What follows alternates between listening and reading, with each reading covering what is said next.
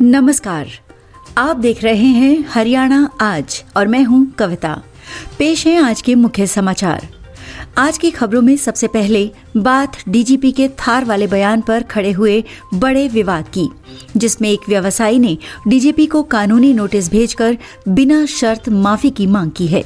इसके बाद हम देखेंगे कि किस तरह गुरुग्राम, जो राज्य को सबसे ज्यादा राजस्व देता है, वहां के निवासी अब भी टूटी सड़कों और जल जमाव जैसी बुनियादी समस्याओं से जूझ रहे हैं। साथ ही एनसीआर में शराब पीकर गाड़ी चलाने वालों के खिलाफ पुलिस का कड़ा अभियान और अंत में जानेंगे कि नारनौल में पारा तेजी से लुढ़कने के साथ ही पूरे हरियाणा में अब शीतलहर का अलर्ट क्यों जारी किया गया है। इन सभी खबरों पर पूरी जानकारी के लिए इस खास बुलेटिन के अंत तक बने रहिए। चलिए शुरू करते हैं उस खबर से जिसने पूरे एनसीआर क्षेत्र में खूब सुर्खियां बटोरी हैं और जिसने हरियाणा पुलिस के महानिदेशक ओपी सिंह को अब कानूनी पचड़े में डाल दिया है। दरअसल गुरुग्राम के एक निवासी और थार वाहन के मालिक ने डीजीपी ओपी सिंह को मानहानि का कानूनी नोटिस भेजा है।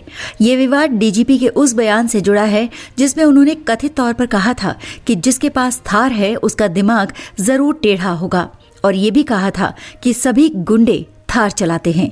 इस टिप्पणी पर नाराजगी व्यक्त करते हुए गुरुग्राम के कारोबारी ने डीजीपी से 15 दिनों के भीतर बिना शर्त लिखित माफी मांगने और अपना बयान वापस लेने की मांग की है।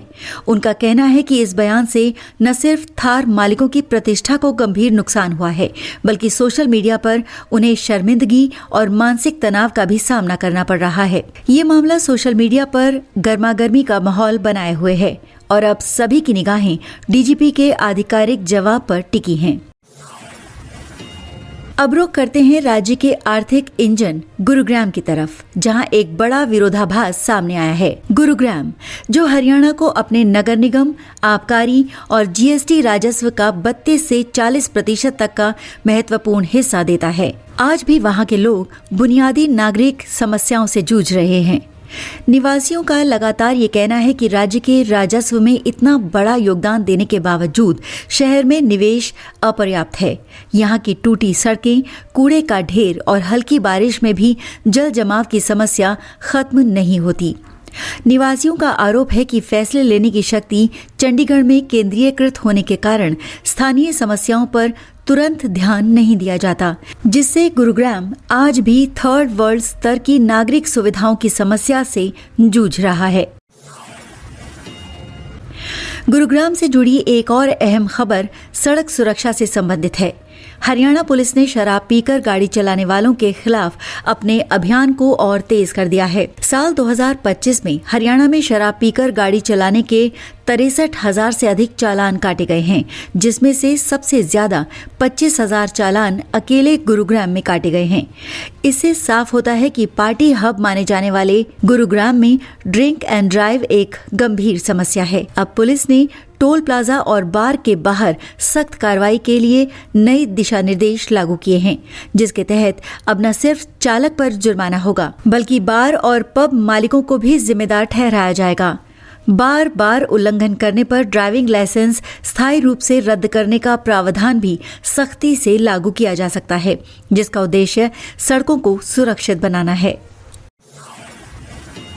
अंत में बात करते हैं मौसम की, जो अब तेजी से करवट ले रहा है।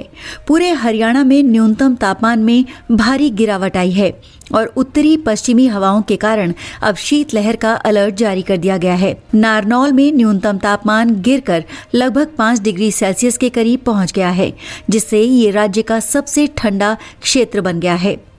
सिरसा में भी पारा 5.8 के आसपास दर्ज किया गया है। मौसम विभाग के अनुसार अगले 24 घंटों तक ठंड का ये असर बना रहेगा। दिन का तापमान 24 डिग्री सेल्सियस के आसपास रहने और धूप खिली रहने की संभावना है, लेकिन रात का पारा 9 से 12 डिग्री सेल्सियस के बीच रहेगा, जिससे ठठुरन महसूस होगी। फिलहाल कोहरे या भारी बारिश की कोई चेतावनी नहीं है, लेकिन ठंड को देखते हुए लोगों को सावधानी बरतने की सलाह दी गई है। तो ये थे आज के मुख्य समाचार। इस बुलेटिन को समाप्त करने से पहले आपसे निवेदन है कि आप हरियाणा आज को सब्सक्राइब जरूर करें, वीडियो को लाइक और शेयर करें और कमेंट बॉक्स में अपनी राय हमें जरूर बताएं।